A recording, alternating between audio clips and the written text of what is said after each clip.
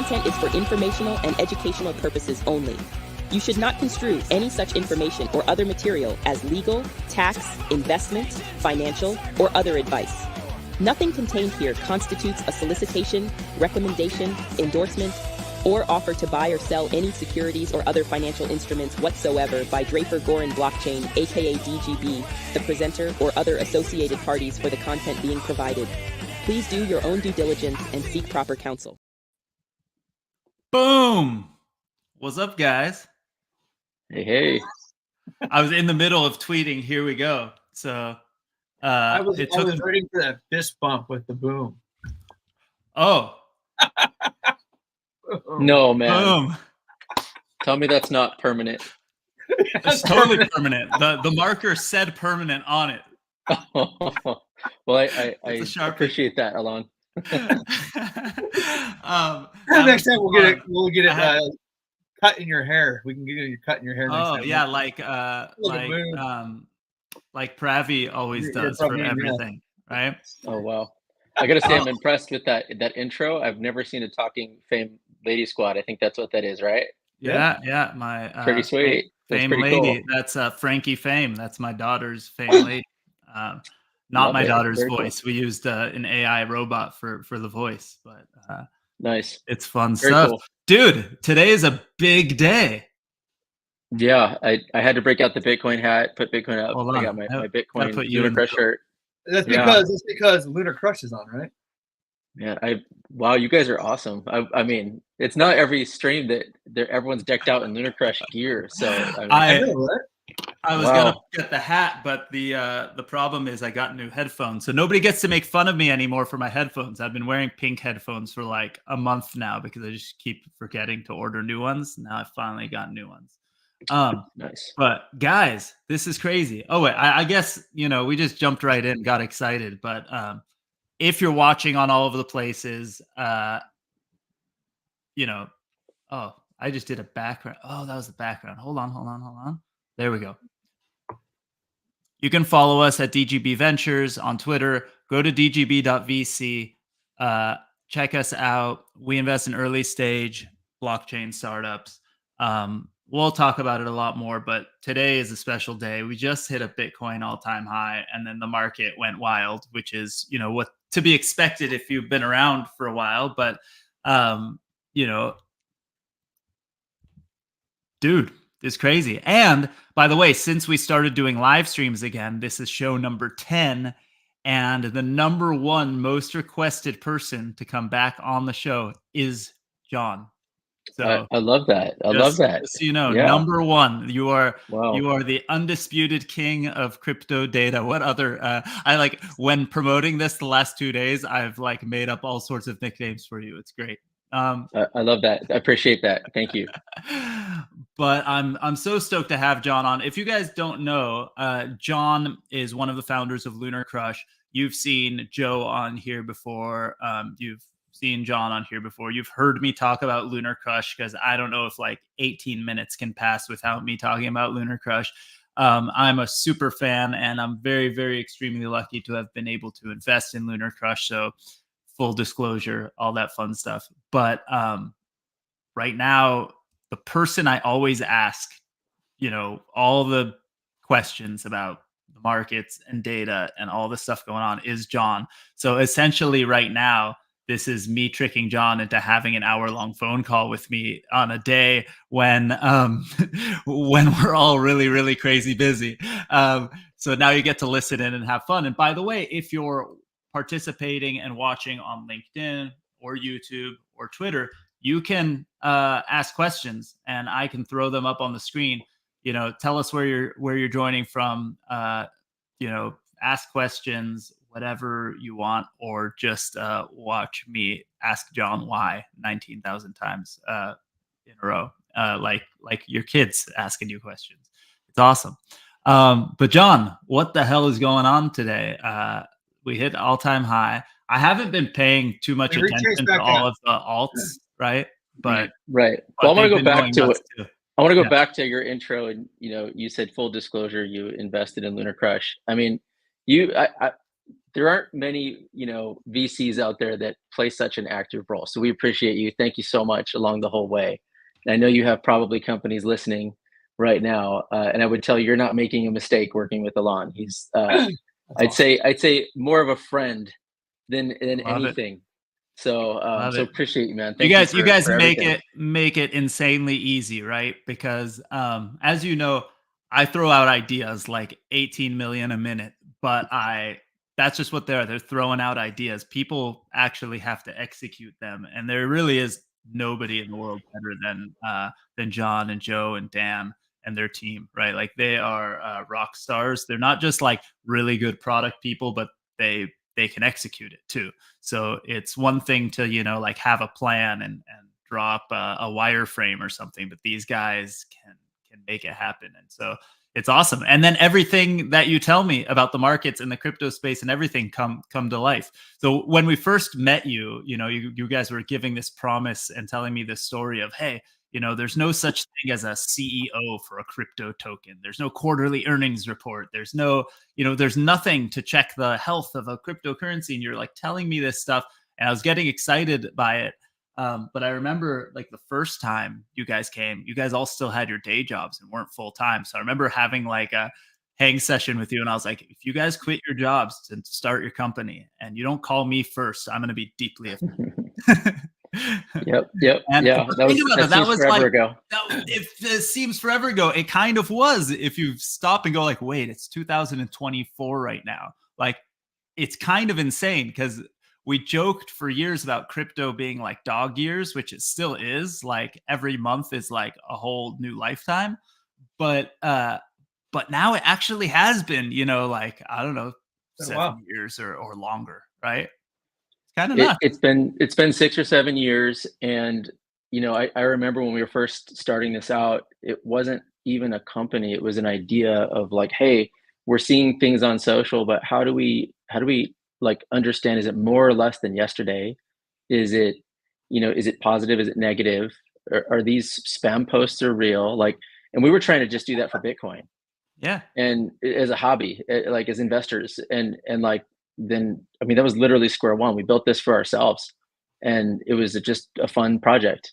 And I think everything starts there. We should do some research. What was Bitcoin at the time? I think that was around the time when everyone still thought that Tim Draper was insane for saying 10K Bitcoin, right? Bitcoin, I still recall Bitcoin was $295 at that time, man. And we were looking at this, and I believe Tim got in at 600-ish. Is that right?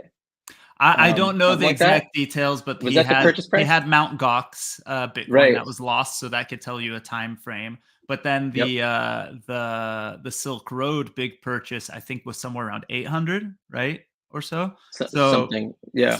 Give or take, who cares at this point?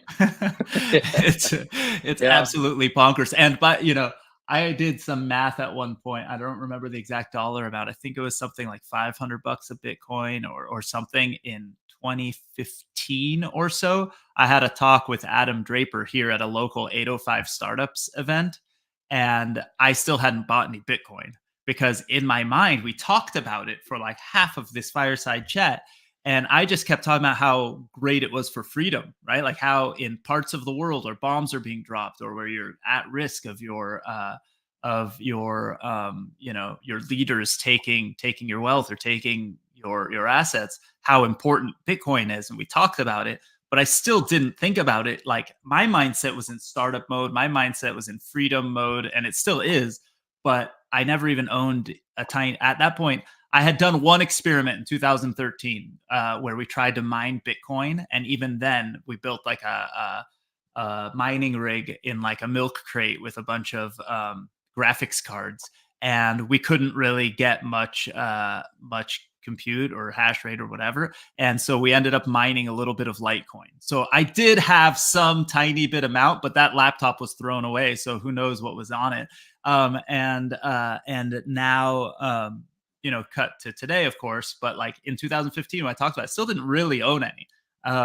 It's crazy, right? Like the cycles you go through, and then people today can go through a version of that. And I think that historically, if we're right, we'll look back at today and think about people getting in for 69K, right? And that'll be early. I've been having a lot of, I guess, introspective thoughts lately, trying to understand, because like, think about, your story, David's story here. Like, look back, look at everything you've been through in this space. Look at all of how much time have you spent becoming an expert at what you do, learning about everything. And, Joe and I were just at Ethereum Denver last week. It was so much fun. And we actually talked this year, but we were so busy. Oh, you missed it. We missed you. It was fun. It was fun. But we had this, quite a few talks with people ourselves, and it's sort of like, is there an exit here? When you think of your journey and your path, if you, let's say you invested early in Google, right? Your journey there, your exit is getting back out into dollars. That's your journey. Yeah. With crypto, what does an exit look like anymore? Does it even exist? If you're someone that's in this since it's been in existence, is that a thing? It depends, right? It depends on what you're looking at. See, because this is what we do, right? I got into crypto because I was working. I had a company that didn't work out, right? One of the first conversations I had was meeting one of our investors for coffee, and he asked me to join him as a venture partner. And that was Eric Manlunas from Wavemaker, right? And Eric is legendary early stage VC. He's one of my favorite people. I've learned so much from him, and I love this man. He invited me to be like a venture partner for Wavemaker, and because I was doing those 805 startup events, and I was doing at the time a Crowd Invest Summit and getting into crypto, and he's like, introduced me to the brand new companies, right? That was my job. And that's my favorite thing in the world. And then one of the partners there was starting a crypto fund. So because I was all in on crypto already, I kind of joined them. But it wasn't my jam because they were trading, right? And they were doing some of the stuff that LunarCrush enables. But I love looking at the data. I love how it works for me. But other people use it for trading day to day. I'm not that guy. Like, for me, it's all about meeting the companies before they launch, joining them, and going along for the ride for the next 10 years. And it's the place I know I can add the most value, right? Like, it's just my jam. That's my favorite thing in the world, is go from 0 to 1. So that's what I do. And so for me, the crypto world is Bitcoin, ETH, some Tez, some tokens that I think are really important. And those are my long-term savings account. There is no exit from that. That is the exit, right? Like, we already won, right? If you're participating, because the future is trying to hold the little amount of fiat and cash as possible, and hopefully, use that to live the rest of our lives. Now, my business and my long-term life is owning a portfolio of super early stage companies. Maybe some of them will have exits in the future. I hope they do, right? But when I get those exits, you can count on a disproportionate amount going right back into crypto. And I have the same dream that Tim, Tim does his spiel about, I want a fund that's denominated in Bitcoin, that invests Bitcoin, that receives back Bitcoin from the investors. The first time he said that, I texted him, like, the first time I saw it. He wasn't saying it to me. He was saying it on some podcast or on some stage somewhere. I texted him like 5 minutes later. I was like, that I own, I don't remember the exact domain name, but I think it's like thebitcoinventurefund.com or something like that. And I sent that to him, and he's like, oh my God, that's crazy. But like, I think so many of us have this dream. Like, it's not about how much dollars Bitcoin is worth, just how many Bitcoin you can have. Because if you're bought in for the real reasons, like, you don't want dollars. It should be irrelevant. I think there's a scenario of getting out of debt, right? So like, if there's a huge amount of this community making a huge amount of money right now. Yeah. And, good sound advice would be pay off all of your debt, all of it. Like, don't owe anyone anything, have enough cash. But then, I don't know, mortgage is okay if it's like 3%. Like, if you can make more money than anything, it's like, okay. Sure. There's scenarios there that make sense. That's the most luxury version of it, right? Yeah. Most Americans, we're talking, we're all Americans. We're all here. We're all in California, actually. All got credit card debt. Everybody, you know, they do those things every once in a while and it feels mind blowing. But then you realize, like, if I look at the way I was raised and the way I grew up, it makes perfect sense when they go, you know, the average person has $200 in savings, or like just doesn't have enough to change their tires if they get a flat tire without. Right. Well, hopefully that means they have it in Bitcoin or something, or stocks or something. If they only have $200 in savings, right? It's okay to have $200 in savings if you have a $200,000 portfolio of stocks. Sure, but that's not what they're talking about, right? No, you know, that's not how I grew up. That's not, you know. Just think of someone that invested early, has $1 million worth of Bitcoin. Do you really think that they're going to go and sell all $1 million back into fiat because it went up and they're exiting the entire crypto ecosystem forever? That is the most depressing thing to a Bitcoiner, to anyone in crypto. It's depressing to be out of the game, because it is a game, and it's sort of like, you know, going to all these conferences is part of the game. Like attending parties is part of the game. Launching an NFT collection or an ordinal or whatever, a new blockchain, it's all the game. It's different, and it feels like the crypto millionaire's mansion is more crypto. Well, it's when you start looking at it, right? You're comparing your stock portfolio against your crypto portfolio. And just like we talk about how shitcoins have lower highs. You have a stock portfolio against Bitcoin. Well, that's the thing, is the stock portfolio continually gets smaller and smaller against your crypto portfolio over time, right? You're like, wait a second. I thought stocks go up in value, and it's like, this thing is really more like a stable coin, you know, versus my crypto portfolio that's just growing over time. If you're lucky. You know, right? And now you get the crossover, because you have for now, the Bitcoin ETFs, which those Bitcoin ETFs are going to get mixed into other ETFs as a small percentage of their holdings, or maybe a large percentage, Ethereum ETFs. And you can't tell me that if the Ethereum ETF gets approved, that it's all of a sudden done. Like, you're going to see all kinds of instruments built out. And it's sort of like, I can only imagine what the culture is like at some of these big Wall Street firms, because they are used to Monday through Friday Wall Street hours trading. They're not used to people like us trading 24/7, 365. It's got to be mind-blowing, like, right? Well, the culture clash must be tremendous at some of these firms right now. I can't wait for the liquidity to come in and realize that, wait a second, you can build concentrated liquidity pools and actually earn fees and generate more crypto. Right. It's like, that's huge. Yeah, some of these funds are going to yield, right? Yeah, I hope that technology comes to stocks. I would love nothing more to reap the benefits of volatility on Tesla and earn fees while doing so. You know, on the underlying assets. Like, pay me Tesla stock for liquidity. Yeah, you're going to get all sorts of things in an environment where, and where it gets really interesting is active supply of Bitcoin is dwindling because of these guys, right? Because of these big firms. I don't know the number off the top of my head. Probably somewhere between 4 and 5% of the supply now, I assume, is at these ETFs. Yeah. There's only 20 that moves. Only 20% of supply is moving. 80% is being held. Yeah. So we got, what, 15% left, and it's been 7 weeks with these ETFs live. What does this look like? I mean, do we start having thin order books with Bitcoin because there is none to buy and no one wants to sell? Like, are you really selling at the top when you think it's going to $1 million? Like, there was just the what was it, Cash App or one of them ran out of Bitcoin, and then that's what's happening every day, right? Here, I want to show you guys something, because I think this is the inevitable ending for us. This is a slide that was in our deck that I don't even use anymore, but I might bring it back. But check this out.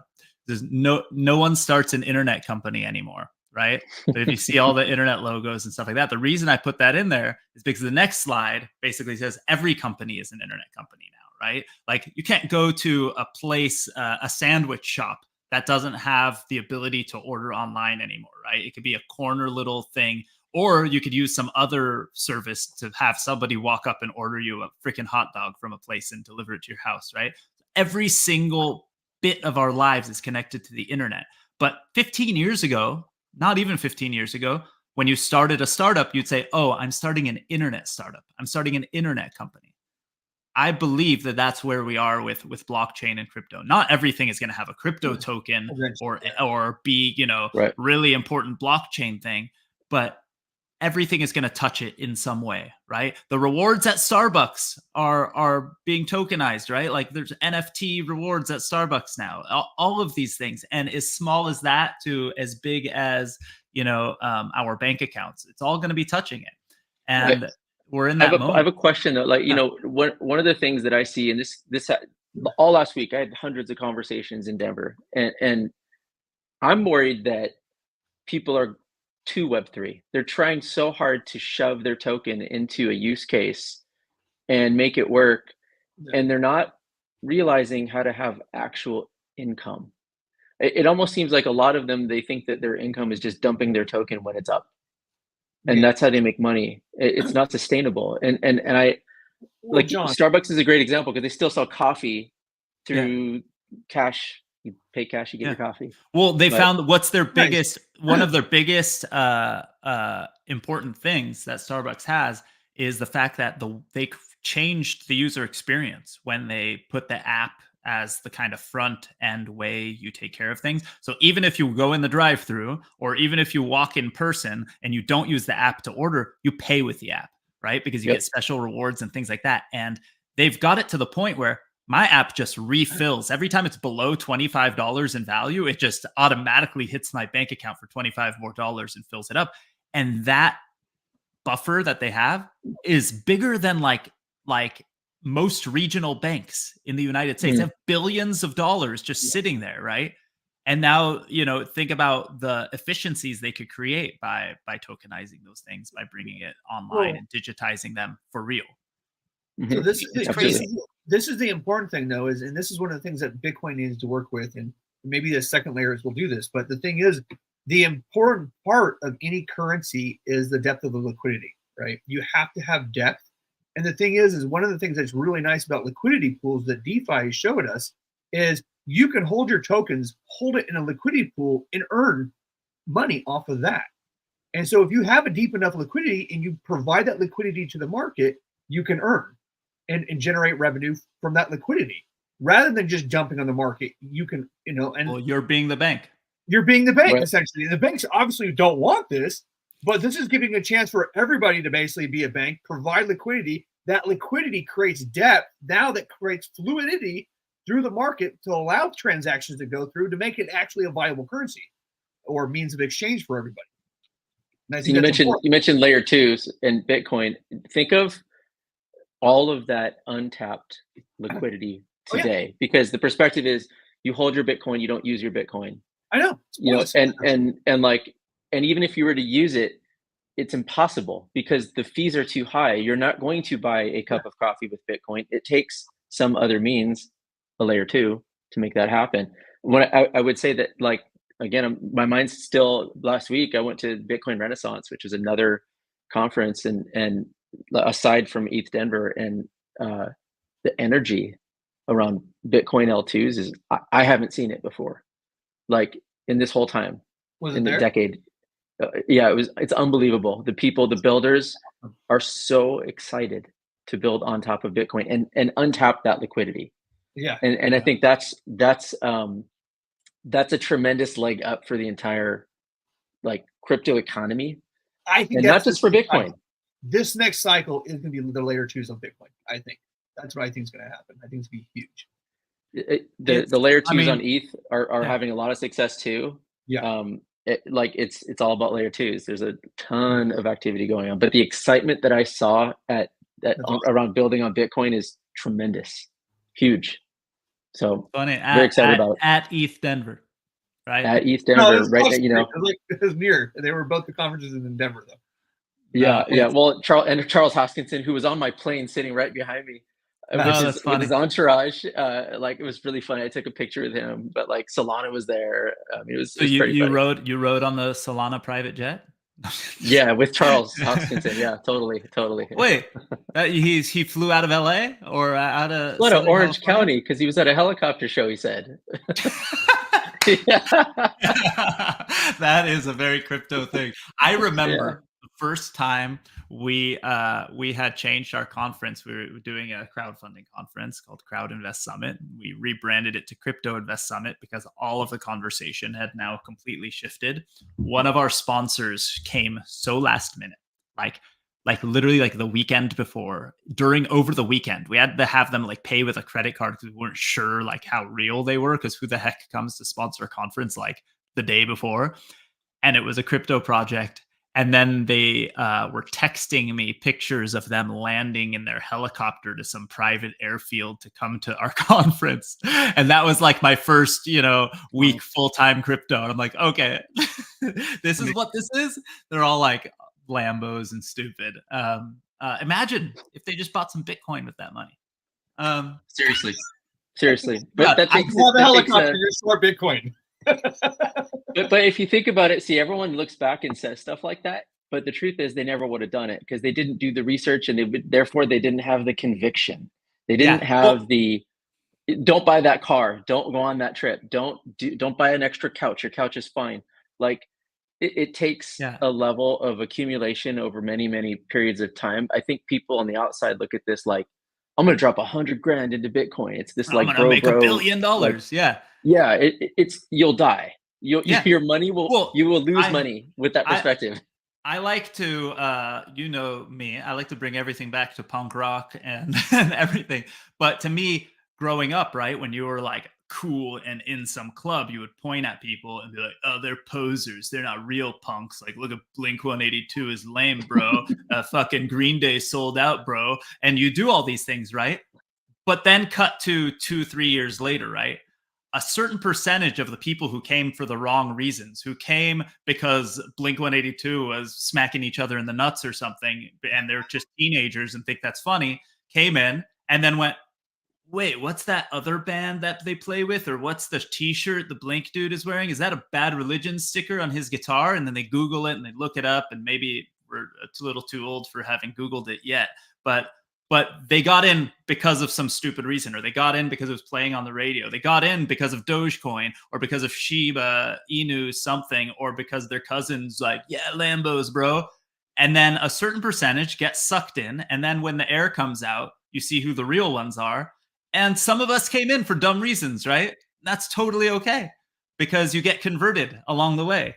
And so I don't like to totally crap on the dumb stuff, but I will be honest about them. but you know what, the values of this, the actual like values and I guess parameters of the entire crypto space align near perfectly with punk rock. Like if you think about the words, go listen to the words of some of these songs. You can pick any Bad Religion song you want.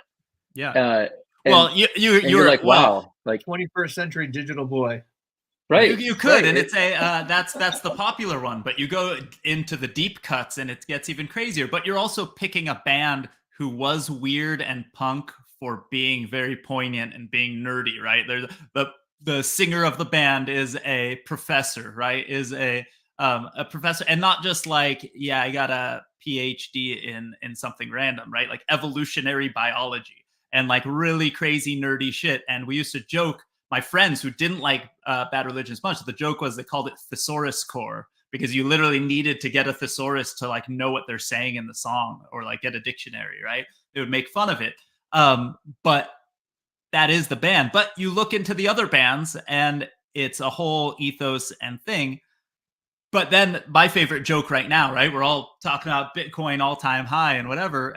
And I do my two stupid posts every once in a while, which is the called it post, where like every week or two, I just tweet called it as if I know what I'm talking about. And then everyone, I love the responses, because every once in a while somebody's like, yeah, man, it's crazy you called it. It's like, I don't know why. Sometimes I don't even know why I posted it. And then my other one is freedom go up ? Because we're talking about this. We're talking about it because the dollar value is going up, because that's what's doing it. But is the dollar value helping with freedom? Is a Bitcoin ETF really important to our freedom? You can argue yes. You can argue no. You can argue both sides of it. But I would argue that the price. You go first, David. No, I was going to say it's probably going to help a few people with their ETFs and their retirements, right? I mean, if you get the multiplier effect of Bitcoin's price exposure in your ETF, and you can take profits every cycle every 4 years, it's going to help a lot of people reestablish some value in their portfolios over time. Yeah, I agreed, and I think it doesn't have the freedom aspect though. but like the freedom aspect gets helped a lot by number go up, because what I think ends up happening is like number go up drives excitement to build, and ultimately I think we're still 5 to 10 years away. I've been wrong before, but like from actually saying I'm going to really use my crypto in the same mindset that I use my ATM card or my credit card. Yeah. Like there's still a lot of nuanced things that need to happen, fees and speed and liquidity and like, but like if you think about it, like when this goes back to someone never exits this space. If you hold one whole Bitcoin, you are more than happy to spend a fraction of a fraction on a cup of coffee. If it's totally seamless, there's no fees involved. It just worked. And like Visa's not involved, like none of that stuff. Like, and I think all of that requires an absolute army of development. And that would not happen if the price didn't soar up. You know, it's going to attract more and more high caliber talent into this space. So I think that's what's happening right now. I mean, very exciting. I know, and I know that it's a joke when I say it, but there is obviously the more people who have access to it, the better, and the more decentralized it can be. But also, it's a shame sometimes too that more people are buying it through like an ETF versus actual people who need to separate from their government, right? Sure, because they don't have the luxury also to spend time researching it and figuring it out. They just need to live. One thing to consider too that's important too is we've really been a two-party country between Republicans and Democrats, right? And a lot of the people who are in Bitcoin were early libertarians who have a different viewpoint, right? A third party in our government that is never really heard, and now Bitcoin is actually going to give them a chance to have a voice because they will have enough clout and money backing them because of Bitcoin to be able to actually have a voice in this two-party system that we have. So I think that's gonna be. I mean, anything that can help destroy the two-party system would be a win for freedom or for democracy. It doesn't. We also don't have a very solid stance from either of the leading candidates on what their opinion of crypto is, of Bitcoin, of anything. It's pretty. It's either probably waiting. Unclear. Yeah. They're not stupid, right? So here's my thing is I always say with like Brad Sherman, I go, is he stupid or is he a liar? He can't be stupid. He can't be this stupid, right? He might be, you could be old and not get it because you just don't get digital stuff. Like I don't get a comic book versus an NFT. I like the comic book. Okay, fine. You could be that person, but you're not the head of the, you're not in the financial services committee in Congress if you don't fucking know what you're talking about. And his biggest donors are the banks and institutions who were against it. Now we're going to see things change, right? When these ETFs are launched and the world's largest financial institutions are making a ton of money on fees with Bitcoin and stuff like that, they're going to have to change their tune. No, it's gonna flip all of a sudden, especially right before big elections. There's a big issue here, though. There's the voting class, the boomers, right, who have majority of their wealth either in real estate or in stocks, right? And the thing is, we know as they go into retirement, they're going to have drawdowns on these stocks. If there's not younger people to buy stocks, they're going to continue to lose value if all this money is going into crypto. And so they need people to continue buying stocks to put pressure on price so that way they can dump, so they can exit into retirement. Because if they're not there, they're kind of in the trap. So they're it's so favored of crypto because they need people to support the market. You're right, but it's very true, but I don't think it's a mass. For the same reason why I think that like the crazy Bitcoiners that are like anti-Ethereum because they want to be only pro one thing because they feel like it's competition and they take market share. I don't think that crypto is going to take that much market share away from stocks. Probably. Maybe really crappy ones or certain things, but companies that deliver are still going to go up because it's up against the dollar, right? So even if they keep steady as a company against the dollar, their value should go up. Well, yeah, but what's that young kid? What's that millennial or that younger generation buying? Are they buying the one share of Apple at $170, or are they buying Doge? 100%. They're buying Robux. Right? They are. They know it. This is what they know. They would rather have something tokenized and digital versus a thing. Yeah. Well, what's real? what's real. Our perception of real is different because a baseball card. I sent you that picture this weekend, or actually I posted on Twitter the picture this weekend of the 96 upper deck full set of baseball cards. My nephew was using it as his doorstop. Not even a joke. I wasn't even posed. I came in. He wanted to show me his Apple Vision Pro, and he wanted to show me new sound effects because he's a game developer for Robux, and he makes sound effects for Robux. Nice. Yeah, the hash brown Robux. So I'm in his room. He's showing me his Apple Vision Pro. He's showing me his new sound effects he makes. And I turn around to leave his room. And I'm like, my brother's box of like prized possession cards are being used as a doorstop. And I took a picture of it as a joke and I posted it as a utility. But the funny thing is, you said, be careful of that Ken Griffey Jr. rookie card. My brother owns that box because there was like some drama in our household and somebody took his Ken Griffey Jr. rookie card. He had a Ken Griffey Jr. rookie card like mint in like a thing. And at one point somebody stole it. Like we lost it. So, you know, I think we know what happened, right? And then my brother years later was at some place or something and found that the whole full set, that box is a full complete set, including the Ken Griffey Jr. rookie card, was being sold for, he said, like $35 or something, or $45. Really? Yeah, because apparently it's not worth that much anymore, or at least in the moment. And my brother bought it for $35, and then now my nephew uses it as a this reminds me of NFTs. It means you got to sell when the hype is there. Otherwise, they may not be worth anything, right? Yeah, there's a level of illiquidity, a level of like it's either hot or it's not, and when it's not, it's zero. It's worth nothing. It was so it's funny. worth a lot. My brother goes, yeah, you know, we didn't know. We were looking at the Beckett price guide at the time, right? The Beckett was the monthly magazine you could get that listed all of the cards and their prices. And nobody wanted to sell back then because it was a Ken Griffey Jr. rookie card. He's like, but we didn't know they printed a bazillion of them. And I was like, you understand crypto? I was like, you told me a few minutes ago you didn't get it. You understand it completely. It's like you printed too big of a supply. That Ken Griffey Jr. rookie card's worth shit.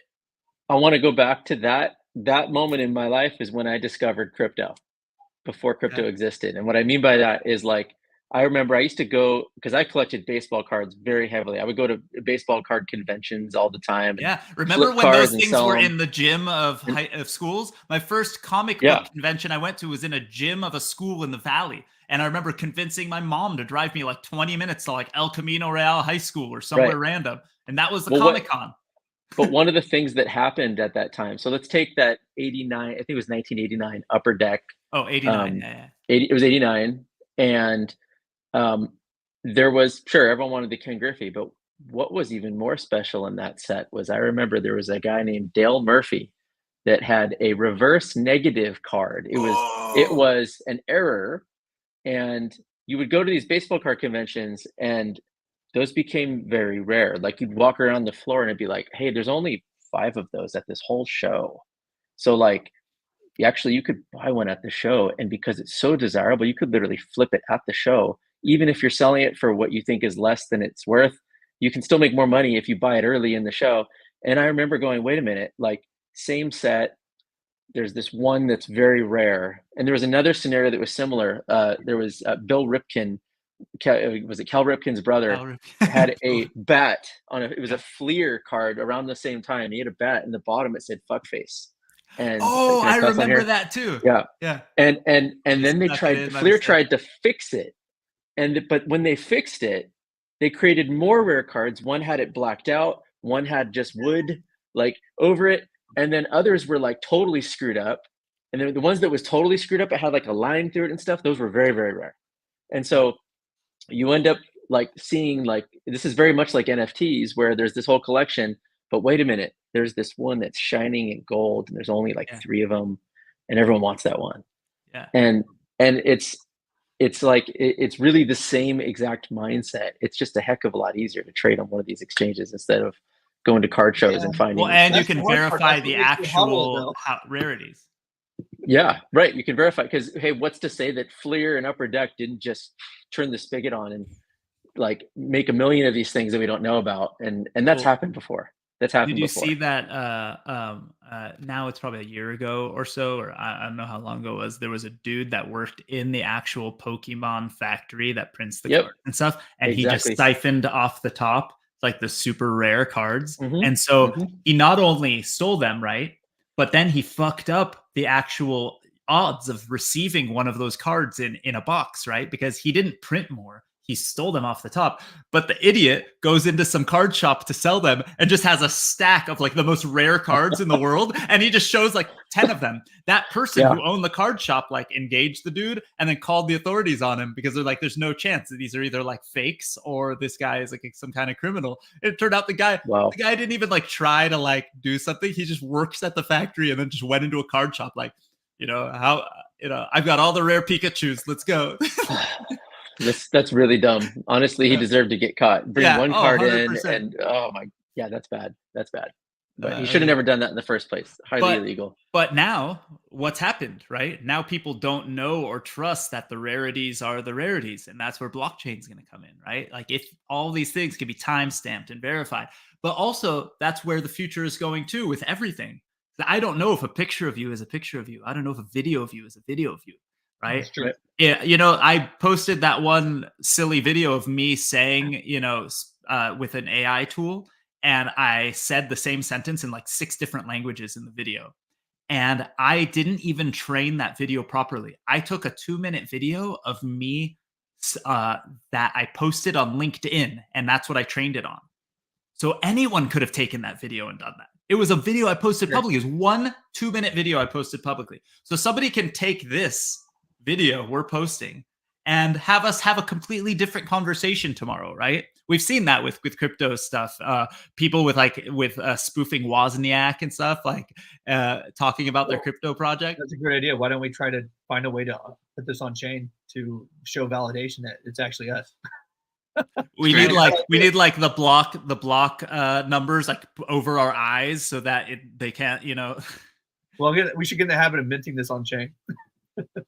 Remember early days of crypto conferences where people would wear masks and stuff? Sometimes there'd be like the one dude out of 1,000 that was wearing a mask because he was like, didn't want their identity to be at a crypto conference. And what was funny is because people became anti-mask, then they had to take off their masks.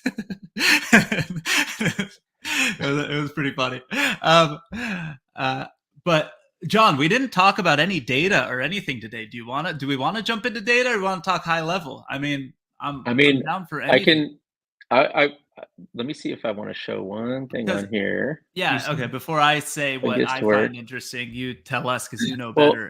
And I'm going to show one thing because I think it's very interesting. If I can get this to work, and I'll share a tab.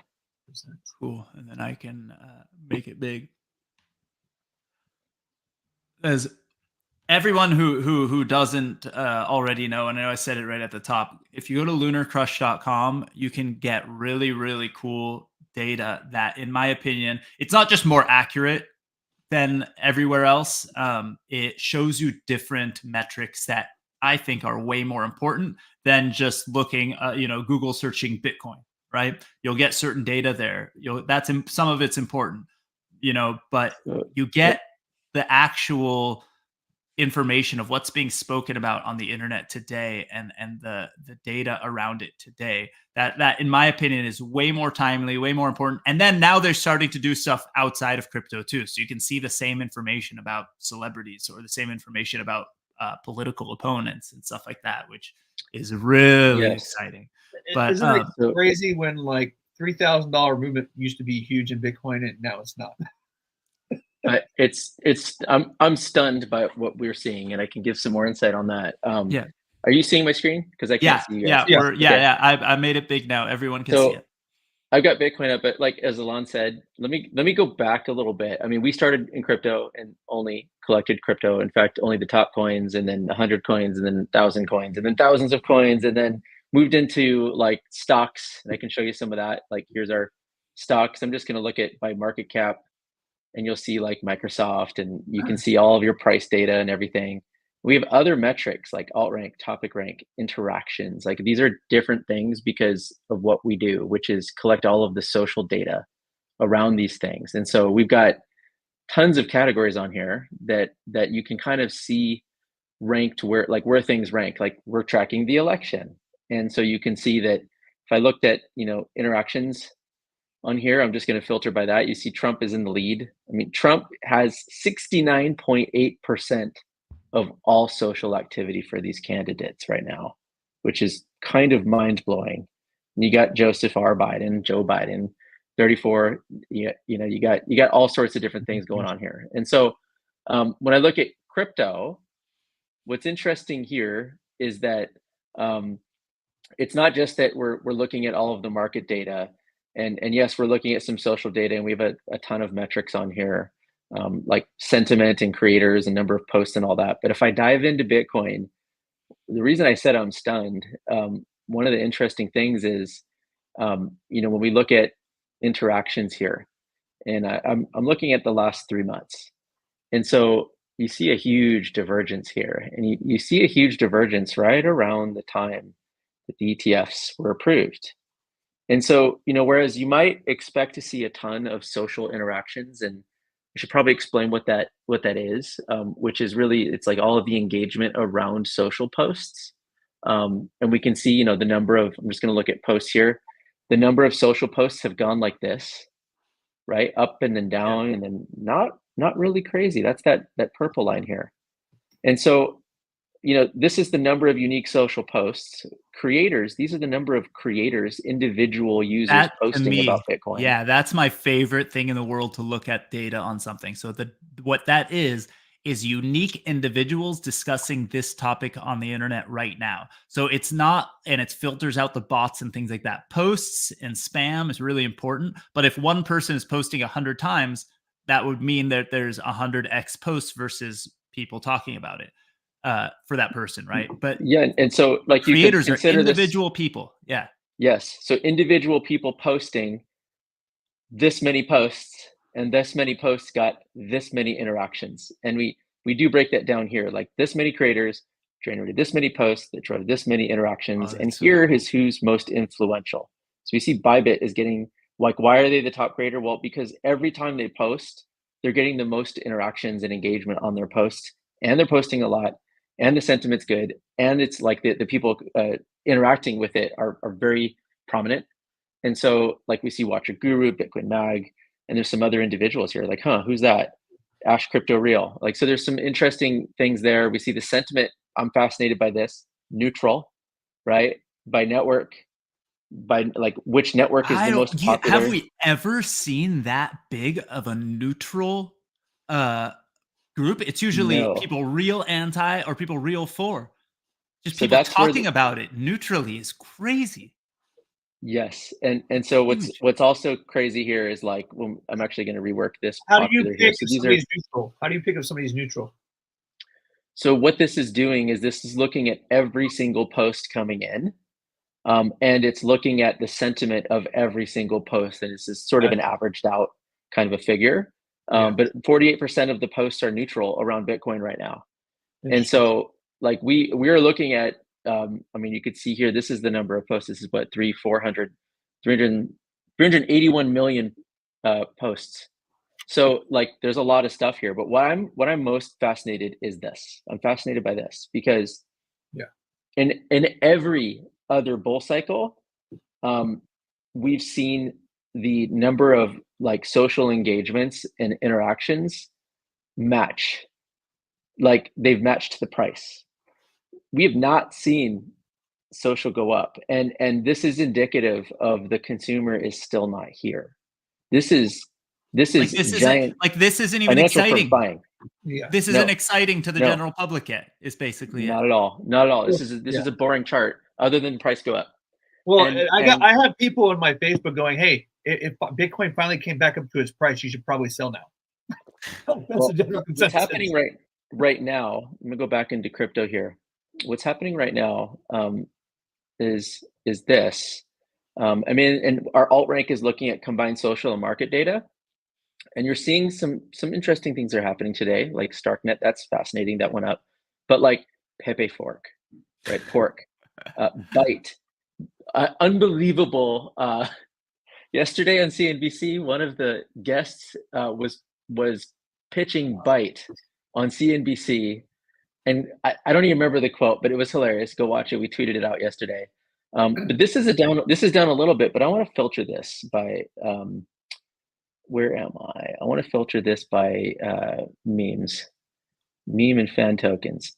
What we've actually seen is this category go nuts. I mean, crazy. Like when we look at go look at Shib's chart. There's Shib, and here's the social data on Shib. Yeah, it's holy shit. like when you see this and you go, Wow. okay, so there's this cycle while Bitcoin has sort of remained flat around social. We've seen these giant moves in meme coins. Like some other ones, just to pull up a few, we're looking at like, where's my, I'm going to look at my market cap.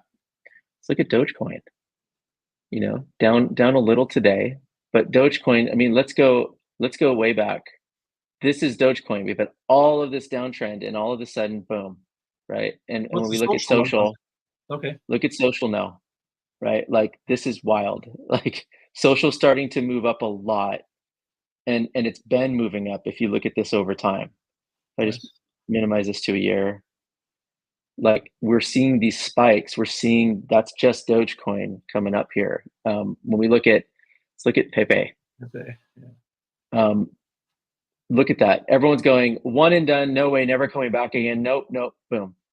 Yeah, and we've seen this looks like a 1,000,000% increase. And you saw this wild, crazy thing. I mean, it's probably unfair. It hasn't been around long enough, but like we're seeing this crazy activity, and this is a lot. This is a lot of posts. So, I didn't want to spend an hour covering meme tokens, but there's a ton of activity going on, and this is where that's really sad for consumers.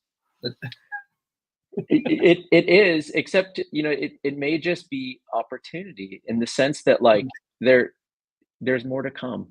Well, I think people need to be brought into this space, and then once they learn and understand the meme coins and know the real values as Bitcoin, then eventually they start selling off some of their meme coins and actually buy some real value. Where do they put their coins? Where do they participate, right? There's a certain amount of that in crypto, but there's also for every one of those, there are real projects. And when those do well, so like, for example, when those crazy things happen and people go, ooh, the alts are happening again, we're seeing it behind the scenes, and we'll see it in the forefront very soon. The legitimate projects take a little more time, right? But all of a sudden, we're going to see real good projects launching tokens again. Which I think it's fascinating though. Right? Like when you think about it, like these meme projects are winning the hearts of a new generation of investors. What does that do? That generates more liquidity into those markets. What does that do? That generates more development around them. Who's to say that being a meme token first and getting social cred and social traction to insane levels? Who's to say that someone wouldn't build there? As long as there's real people behind it and it's not just somebody trying to extract value to pull back out of the market, because there is absolutely that too, which is part that I don't like. Yes. If there's legitimacy behind it and there's somebody who's taking that value and building in the space with it, awesome. But I think sadly there in a lot of cases I think there isn't. And the thing is one of the things that we need to do better in this space is actually educate people, because there's a lot of people coming to this space that don't understand the terminology. And I hear this all the time running a meetup that people just don't understand it. And half the time when we're talking, it just flies over their head because terminology and the understanding of the language of coming into the space, because it is so brand new.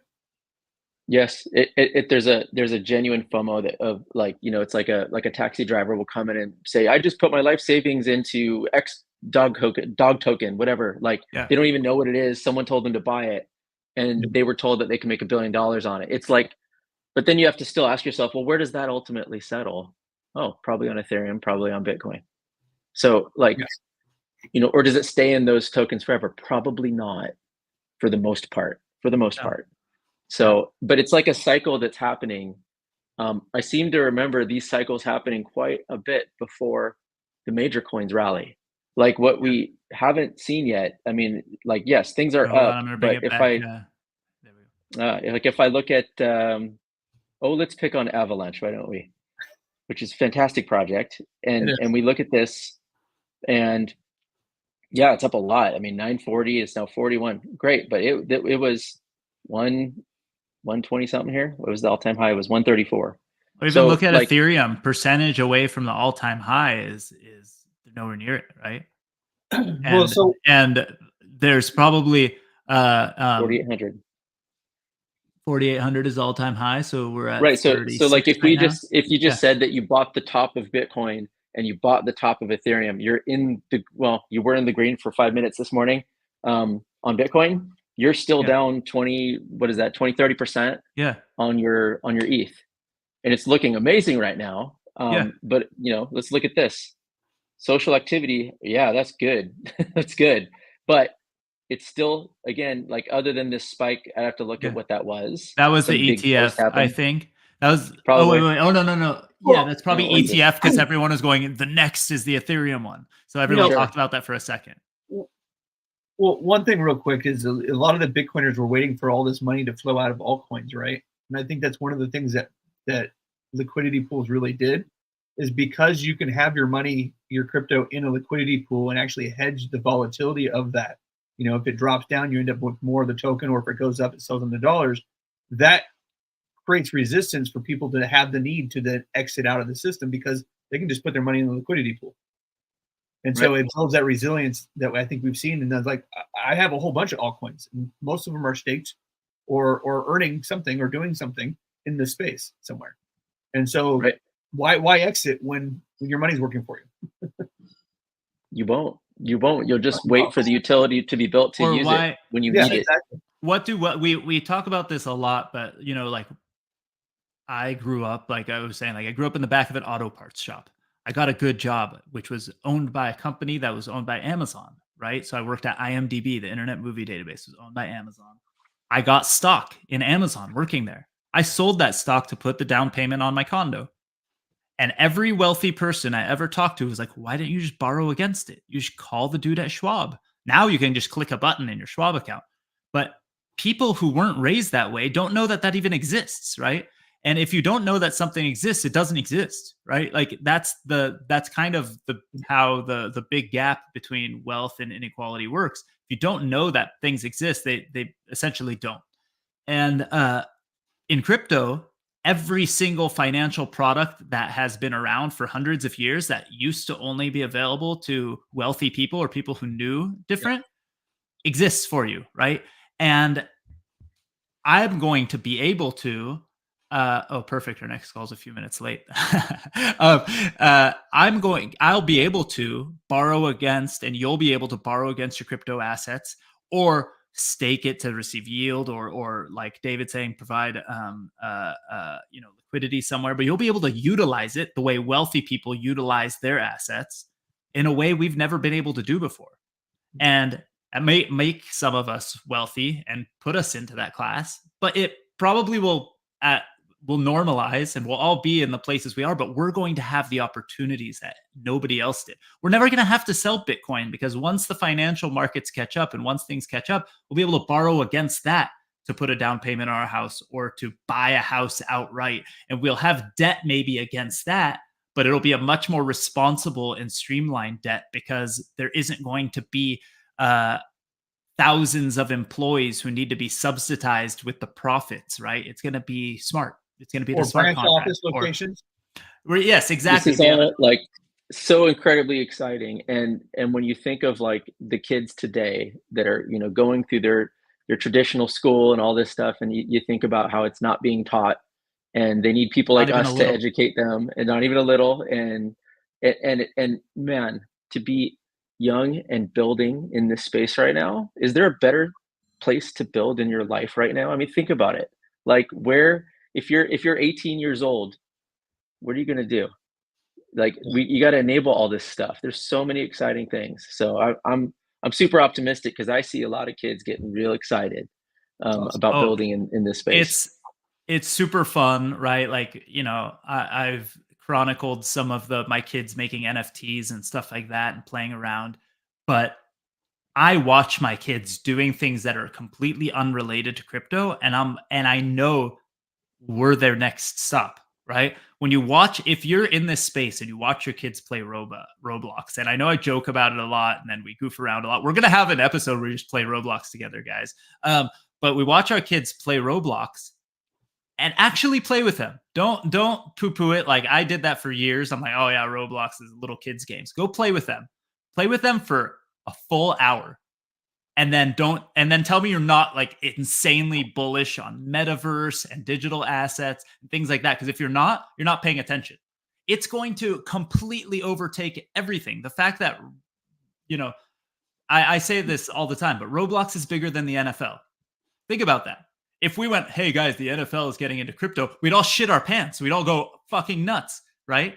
And all these kids are playing this game. It's like 60% under the age of 15 or something like that is the Roblox age. So still 40% are older, but these are tens of millions of people every day playing these games who can't wait for the moment to trade those assets with other people, to not be taken advantage of. All of the developers building there who feel like they're being taken advantage of, they're all going to go somewhere.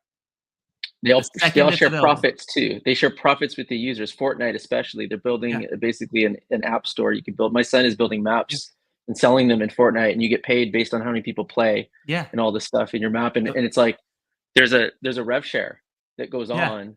But all developers are pissed that the rev share is too much.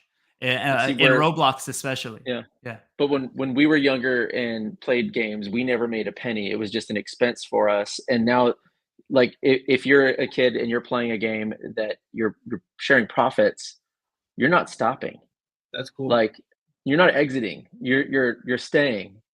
And so like these games become more than something that you might consider just your kids playing. I mean, some people might. It's an economy that might 1000%. Translate into many other things.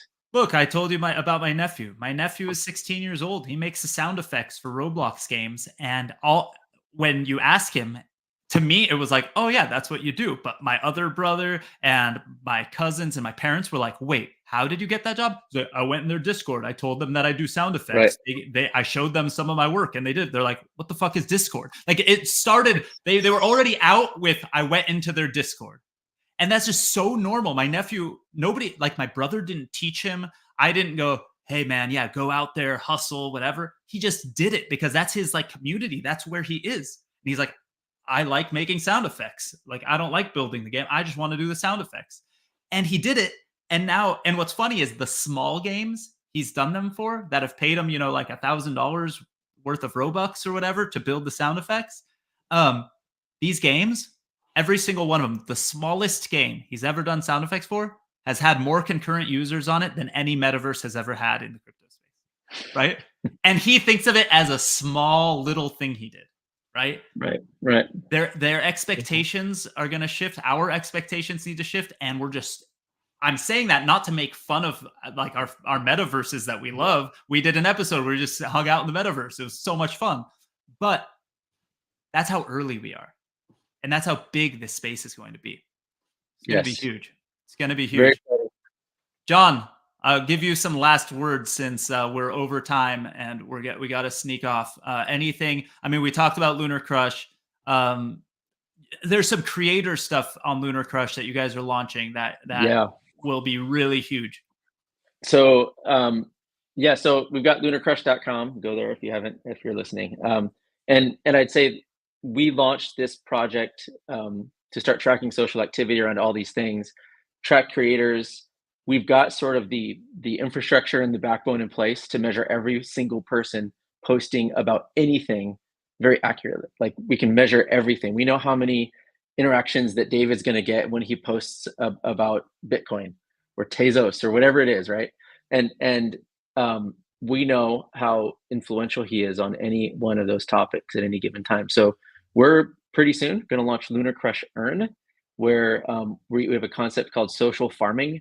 And so what it does is brands can come in, similar to say like an AdWords campaign or a Twitter campaign or something like that. And they can say, you know what, I want you to share this link or this hashtag or this emoji or this sentence or whatever it is, or maybe it's a combination of those things. And if you do, you're part of this campaign and you'll be rewarded based upon your interactions as part of the campaign. And so like if a brand comes in and says, you know, I'm gonna put $500 behind this campaign, this social farm, the people that take it can earn based upon their share of interactions driven on that campaign. I love this because people spend thousands of dollars a day on AdWords campaigns and things like that. And then every click, like, you know, a certain amount of money goes to Google or whoever's running whatever ad network you're running that. I'm going to do a test run with this show, right? And I'll use my own money personally. I'm not going to ask for any Lunar from you guys to do this. I want to I'll be super transparent and share it with the audience. We'll do something where like share your favorite moment from the show or share a link to the next episode or the sign up sheet or whatever. And then I'll be able to take $500, $1,000 worth of Lunar and give rewards based on which people actually were the most effective in spreading the word and sharing it, the most engaged people in terms of you tell the best story and the most people liked it and the most people responded to it. And I'll be able to reward that person and all of our users, right? Yes, and you're rewarding them appropriately. It automatically will work. Yeah. You don't need to personally send them money or any of that. But like you're rewarding them based on what they actually did. And I think what the big mistake that our space is, that I say our space, crypto, especially crypto, but really I'm talking about social influencers out there, like people that have played in this space. Someone might appear to be very influential, right? I'm not going to call anyone out, but like they might appear to be very influential. Might have bought a lot of followers on Fiverr. There's that too. And you know, your DMs are hit up with these all the times. Hey, do you need a campaign? You need help? You need promotion? $200. Like, okay, but like you gave me $27.32 of promotion and I paid you $200. So there's a lot of inefficiencies. It's extremely expensive. And if you look at where the data is going, this space of paid social influence is going to like keep skyrocketing. It's going to keep going. And so we're after making this efficient on chain, like completely verified with the data that we've already got, and paying out appropriately based upon what someone actually did for your brand, versus trying to paying someone a few $1,000 and crossing your fingers and they're like, look, no, I did all this work for you. And you're like, dude, I saw nothing. Like, okay, like I got one follower, I paid you $2,000. What? So we're after efficiency and relevance, and there's a supply demand equation that we will roll out forward more and more. We obviously have a lot of crypto audience, but we'll be tackling not just crypto. This is, in a sense, what I'm most excited about is that these campaigns will also be able to be paid with fiat. So like, you know, we track the NFL, for example, as one category. An NFL team could come in here and say, I'm going to launch a $100,000 campaign, and I want everyone to share this hashtag. And then all these creators that are signed up into the platform, once we get more relevant with NFL teams, this is the thing, we got to scale this out over time. But like, as we do that, those creators are paid specifically based on their own interactions. And what's so fascinating, there's a lot of way less prominent creators than you know.